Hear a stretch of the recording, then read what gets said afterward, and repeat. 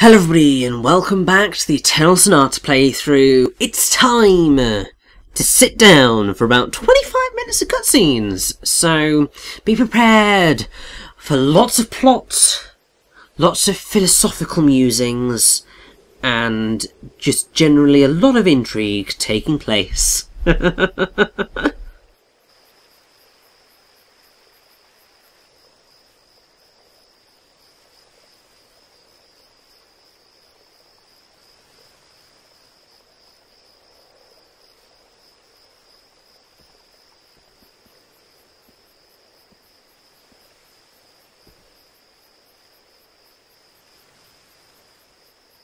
Where are the others? Oh, they're all just fine. I left them with a really important job to do back in Retardando.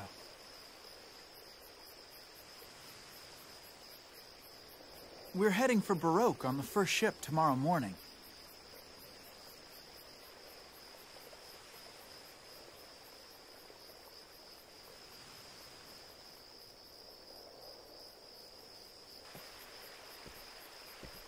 Look at that.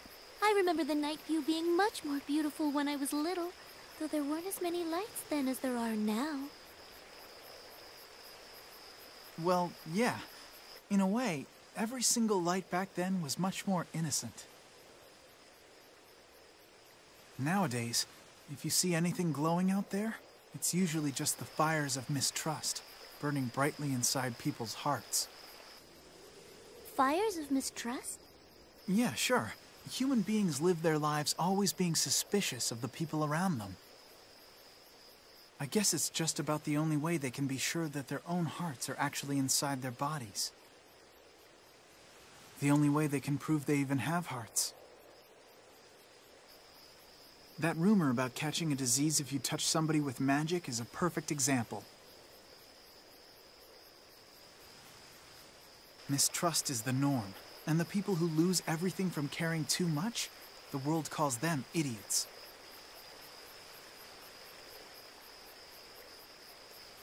Oh, I'm sorry. No, it's okay.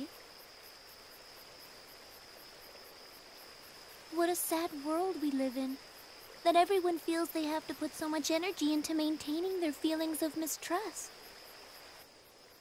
If only everyone in the world could learn to use that energy for other things. If they could.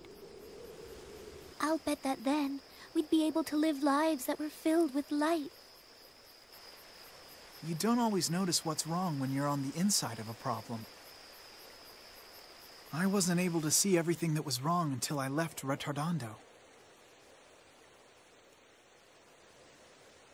When the suspicion in your heart gets too strong, I think you can lose sight of the things around you that are really important.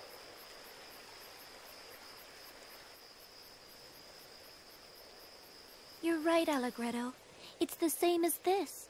Because the lights of the city are so bright, we can't see the beautiful stars shining in the night sky.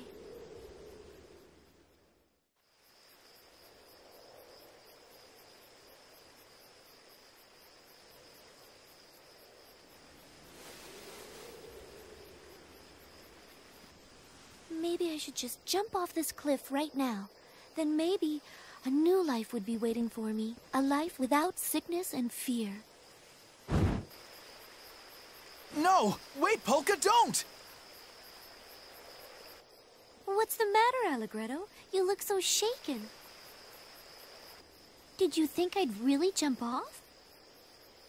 Even if I don't have long to live, I'm not gonna do something as stupid as that. But thank you anyway for wanting to stop me from doing it. Polka,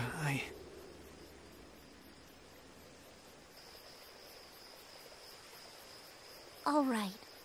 How about I have my special rock make the jump for me?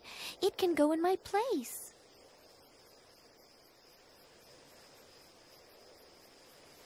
Please, let it go all the way to the sea.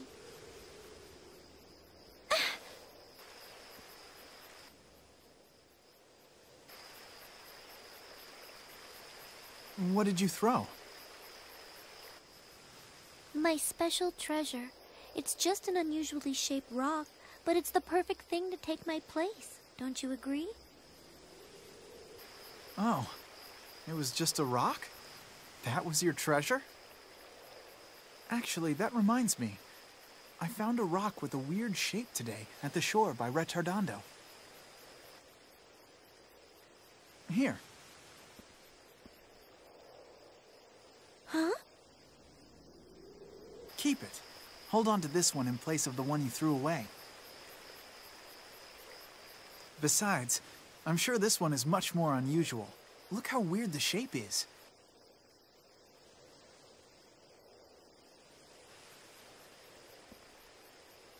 But, don't throw this one away, okay? After all, it's the first gift I've ever given to a girl.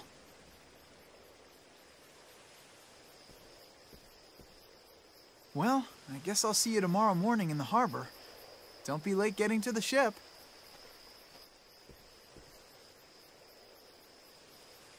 What does this mean? Could it really just be a coincidence?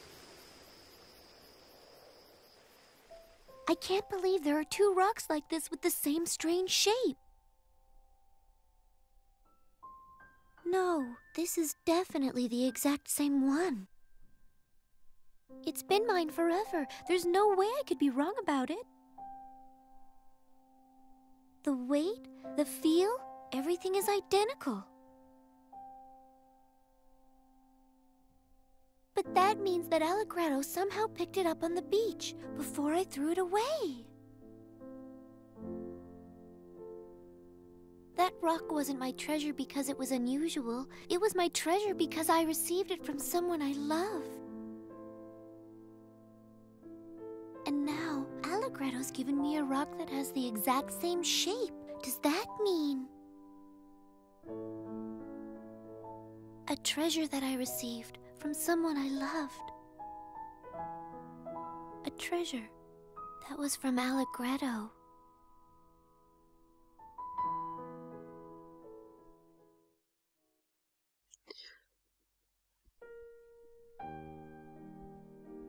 Nocturne.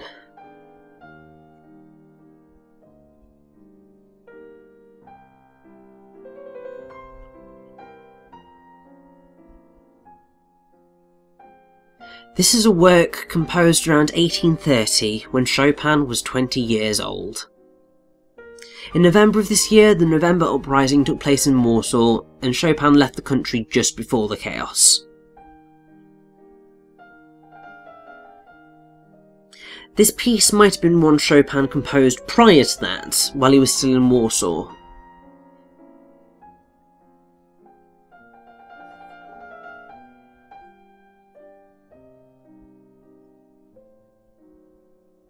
Chopin himself escaped the fires of the November uprising because he was in Austria.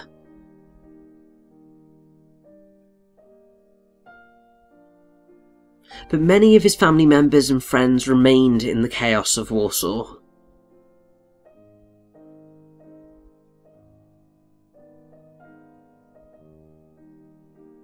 As a Pole, Chopin had wanted to fight together with them.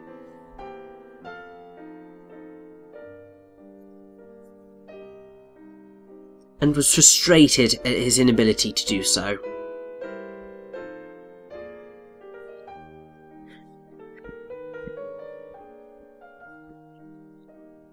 It is hard to imagine that Chopin could have written so sweet a melody while experiencing such emotions.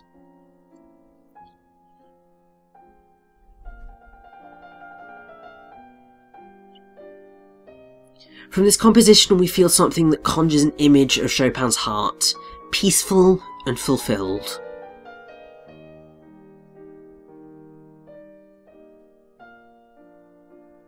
Perhaps that reason lay with Konstancja Gładkowska, a woman for whom Chopin had a secret affection. I apologise for mispronouncing that horribly.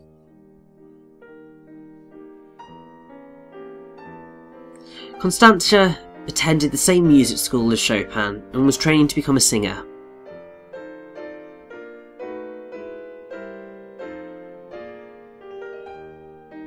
Chopin wasn't able to confess his love for her, and spent nearly a year feeling this unrequited love.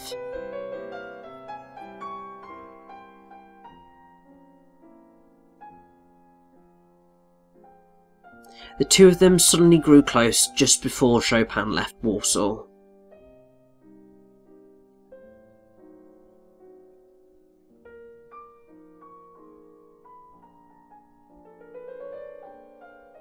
They performed a piece together from Rossini's musical La Donna del Lago to great success.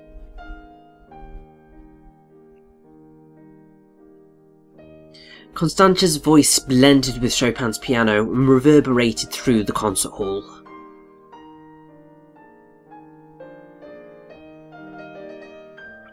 It must have given Chopin a feeling of connection to Constantia, as well as a dreamlike experience that he never wanted to end.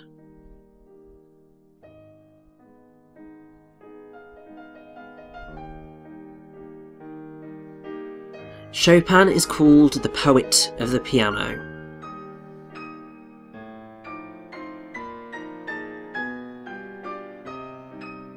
But if we look inside his heart, he was just a normal 20-year-old young man.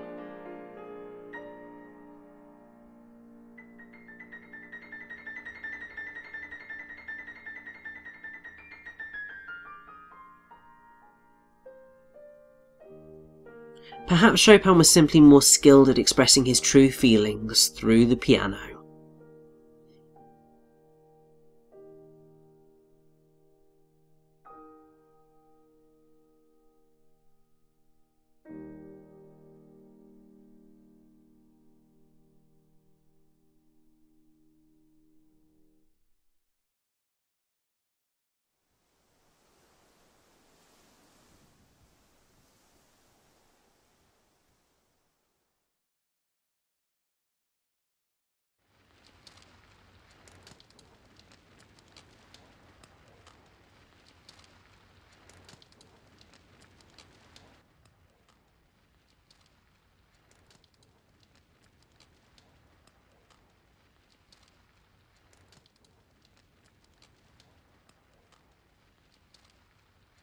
Oh, forget this. I'm in last place again.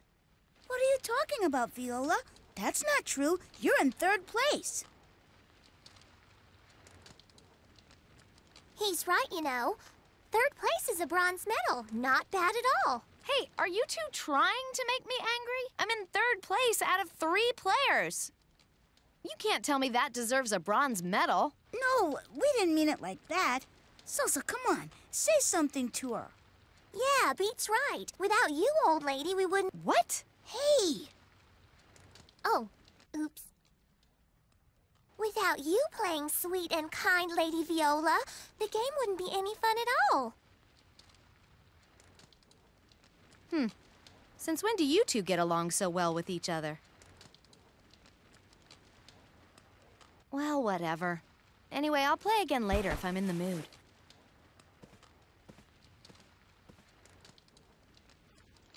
Great. Nice job, Salsa. You could have at least let Viola beat you a couple of times. Now she got mad and left. What about you? You could have lost a few, too. If she keeps getting bronze medals the whole time, the old lady might decide not to play with us. It's already been a whole week since we arrived in Baroque. I'm so bored. What in the world could Jazz and the captain possibly be talking about anyway? You can say that again. I'm tired of sitting around. After Waltz makes his move, it'll be too late to do anything. Dozens of people have already lost their lives to the mineral powder. If we don't eliminate the source of the powder, we can never hope to resolve this.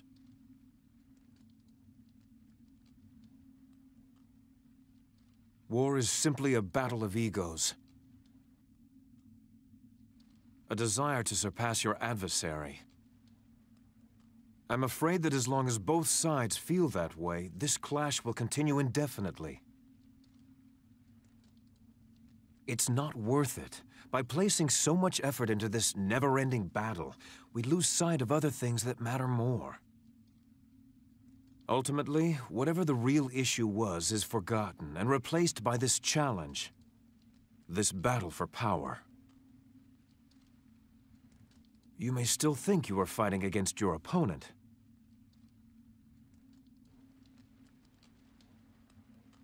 But at some point, it's no longer about who wins or loses. It's a power struggle.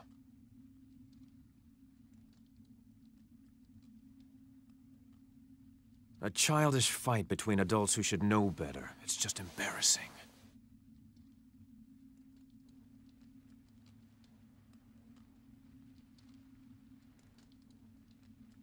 Sir, when you eliminate all other possibilities, you cannot escape the truth that remains, no matter how difficult it may be to accept. I let myself believe in something that wasn't true, that Claves wasn't a spy for Forte. Looking back, I let myself believe what I wanted to be true without realizing it. I know that my weakness was the very thing that led to her death. Perhaps, in a way, I was trying to make up for not being able to believe in myself by believing in Claves. Are you any different? Prince Crescendo, I don't want to watch you make the same mistake that I did.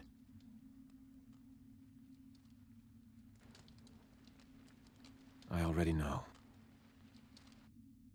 Huh? I realized it a long time ago. That a Forte spy had infiltrated my inner circle and was hiding very close to me. What? A spy? Who is it? Jazz, my friend, could you please give me some time alone to think? I want to find the best answer.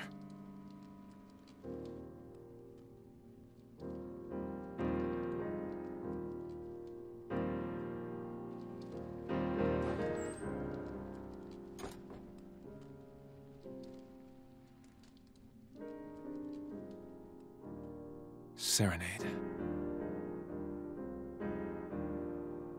It doesn't matter to me whose side you're really on. In fact, if there's one thing I'm sure of, it's that the things you've said are absolutely true. I always knew that you were connected to Count Waltz. I assumed you were assigned the role of preventing Baroque, and me, from attacking Forte first. An attack from Baroque would be a problem for Forte, so Count Waltz sent you to me as insurance. But from a different perspective, it also means that right now we have the power to defeat Forte. The more you rejected the notion of war, the more my suspicions were confirmed. But I know you, Serenade, and I understand that this is not the real reason why you oppose this war. There are absolutely no arguments that I can use against you. Once I realized that, I could no longer see aiding Andantino as a just course of action.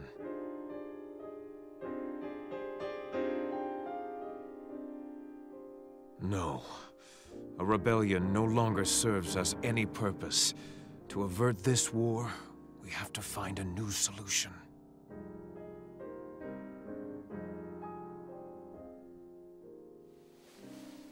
Well, wouldn't you agree, Serenade?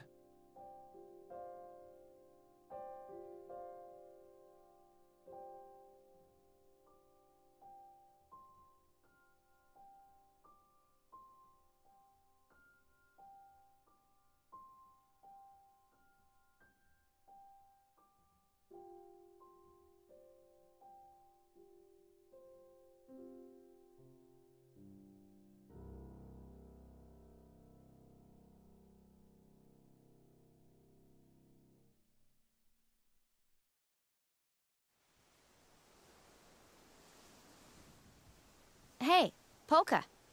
Do you believe in good luck charms?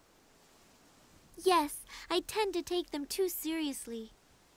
Okay, then I'll teach you a good one. Hold your fingers out like this. Like this? Yeah, this charm works really well, and it's easy to do, too. Great. What do I do? Just hold your hand like this, in front of the person that you love. If you do that, the charm's supposed to make them fall in love with you, too. Easy, huh? That's it? Really? Really. And you can see the results right away. Hey, how about giving it a try next time you see Allegretto? Oh, Viola, please. Don't tease me like that.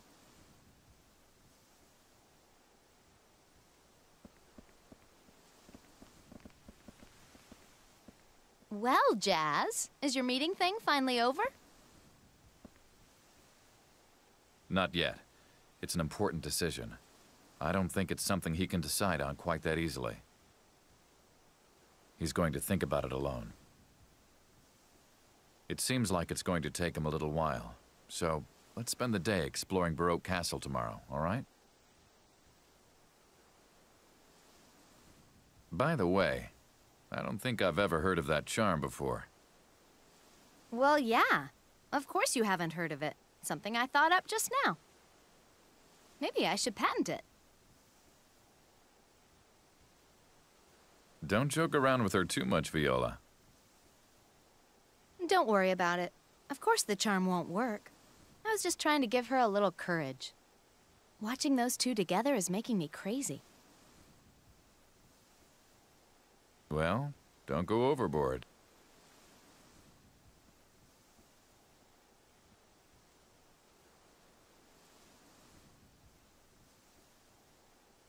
I'm the one who really needs courage.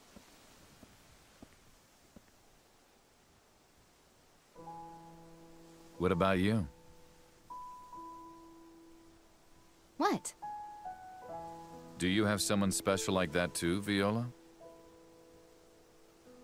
Don't be silly. Of course I do. He's with me all the time. Argo, come here.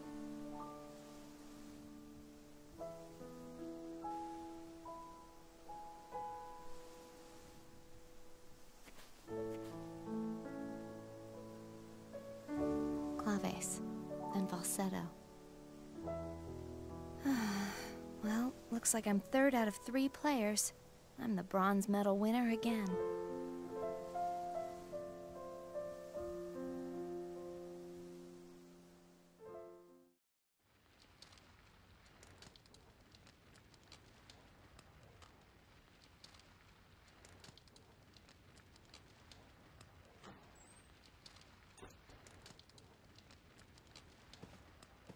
Oh, hey, Viola. Are you here 'cause you want to play some more? Wow, this is certainly a surprise. Yeah, I figured you'd got mad and left, Viola. You know, 'cause you kept losing to us all the time. Nah, it's okay. I kind of realized something. Bronze medals suit me. Besides, today's the last day we'll be able to relax. Jazz just told me. We're heading out tomorrow. Now, hurry up and deal the cards. Whoa, she's scaring me. Me too. Maybe she's got some kind of super secret strategy worked out. I'm starting to get nervous. You know, guys, bronze medals aren't that bad after all. They're kind of nice. Huh?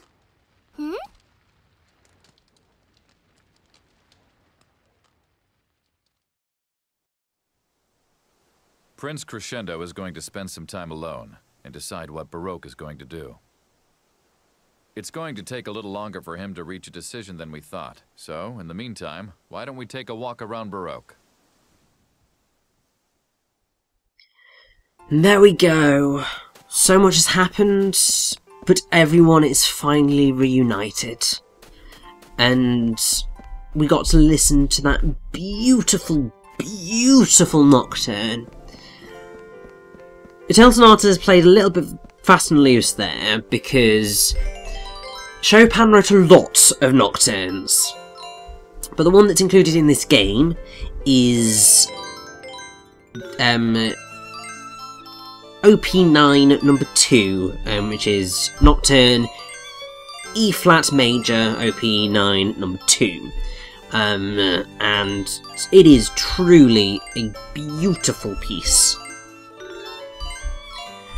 And essentially, Chopin's Nocturnes consist of 21 pieces for solo piano, and they're generally considered among the finest short solo works for the instrument, and hold a very important place in contemporary concert repertoire. But though Chopin didn't invent the Nocturne, he did popularise and expand upon it. So, Chopin's Nocturnes numbered 1 to 18 were published during his lifetime in 2s or 3s, in the order of their composition, but numbers 19 and 20 were actually written first, prior to Chopin's departure from Poland, but they were published posthumously.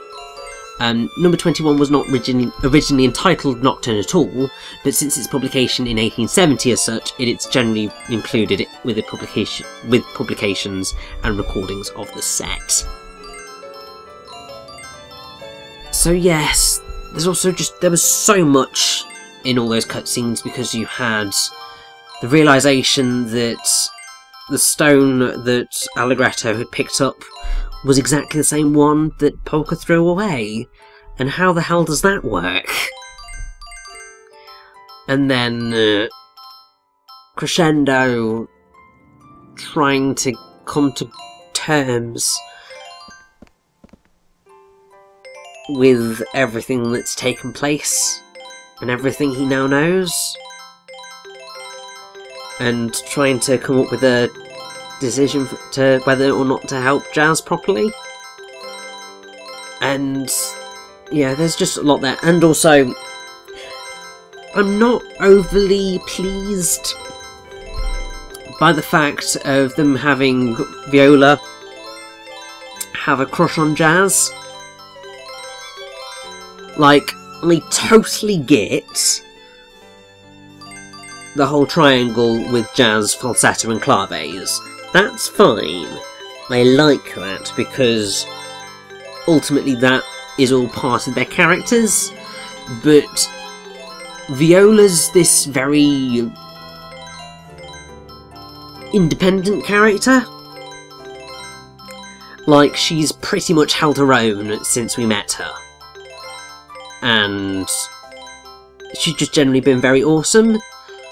And while it's nice that she gets a bit of a character arc, I don't necessarily believe that having her like fancy Jazz and the whole being in third place thing, I don't think it quite works out as well as it was probably intended to.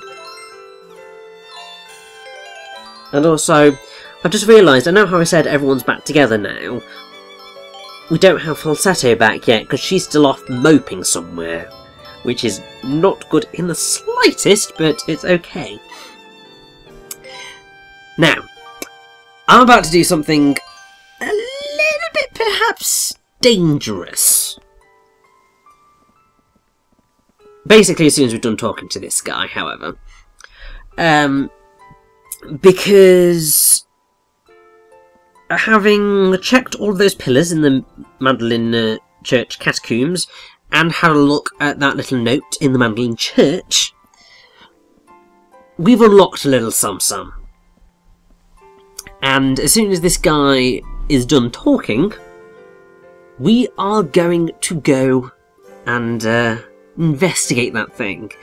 And I'm going in with the characters that are probably a little bit lower levelled than they probably should be. But it's fine, because Jazz and Allegretto are pretty damn good. And as long as I shove a healer in there, should be nice and fine and dandy.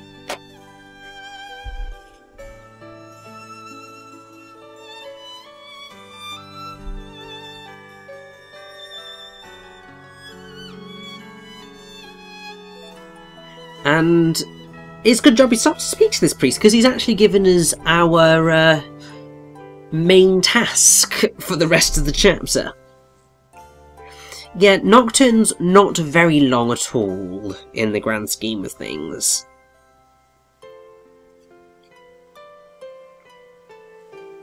Because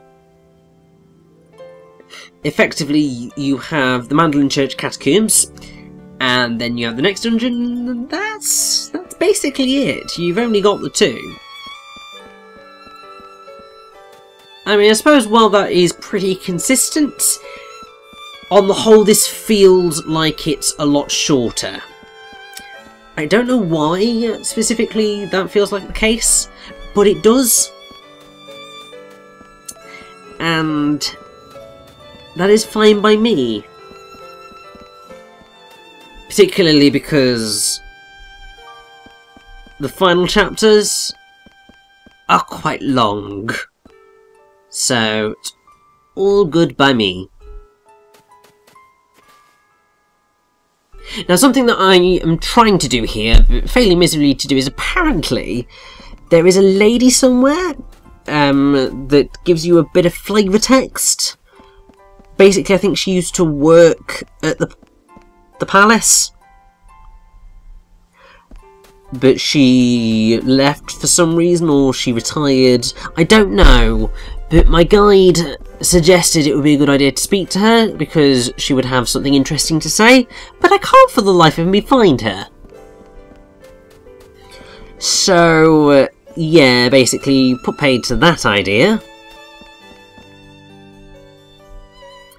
So let's just do the thing that I have been basically hyping up for a ridiculous amount of time at this point, because it's been well over 2 parts. So if you go into the Baroque City Bar, go downstairs, and speak to this fella and say lately Dolce's skin is starting to sag.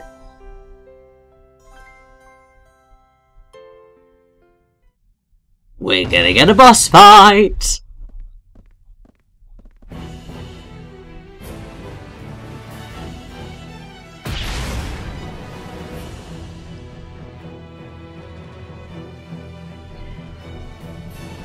And what's quite fun is this is actually obviously the first time that Allegretto and so on have gotten to meet Dolce, which is quite amazing. So yes, we get to take her down. And I know I haven't come in with a healer, that was probably a daft move, but ultimately, as I said, Allegretto and Jazz are super amazing.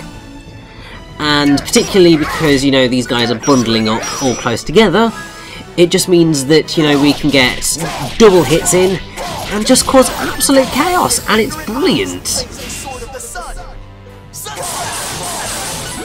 And the other awesome thing about this is that we're going to get so much experience off of this, that it's basically going to mean that Allegretto and Jazz are going to be completely on par with everyone else by the time this is over.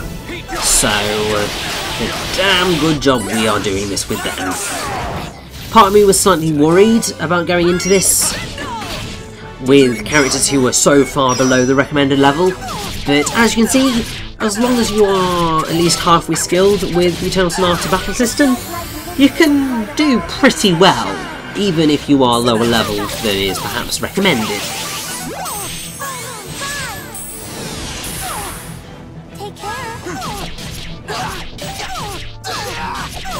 Now, ordinarily this is the last time that you will see Dolce in your playthrough. If, however, you are going to do Encore mode, you can actually face her another time, and that's the one that's going to net you I think it nets you an achievement, actually. So, during the Woodblock Groves, there's a little area, I think, where you can enter a code number, which you will have found either after this fight or at some point in your encounters with Dolce. If you put in that code, then you will get to fight Dolce there, and that is basically the last battle with Dolce. But obviously, since we are not doing an encore mode playthrough, that's not occurring. But it's all good because she's gonna go down. Yeah, she ain't getting out of this alive. Alright, let's keep moving And forward. oh, all that experience, all that delicious experience. I know it only gets marked up to level 30, that's fine. But what I'm wanting is, yes, Allegretto all the way up to 29. And hopefully, come on Jazz, Battle isn't over yet. how many are you leaping up? Only 26, I thought it'd be a bit better. But that's not a problem. I can live with that.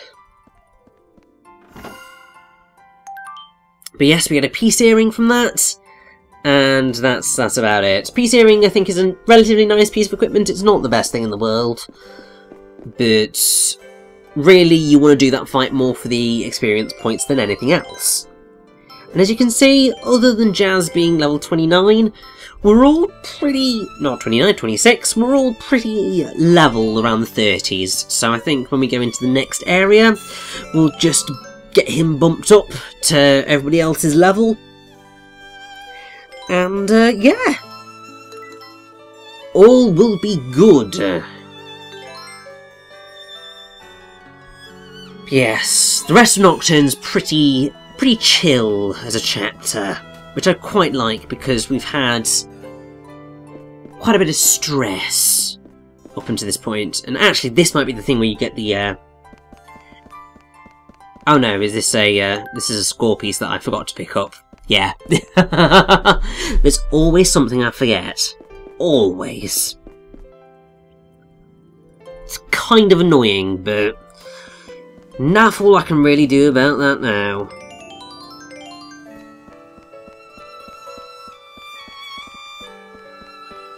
But I think first things first, should probably try and heal up a bit.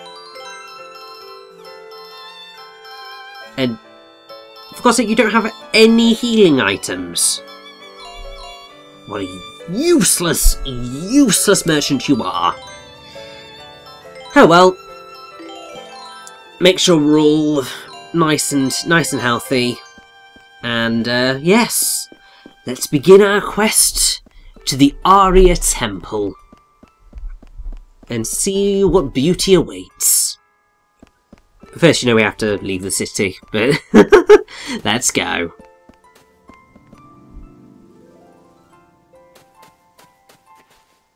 Like, come on past me. Let's go.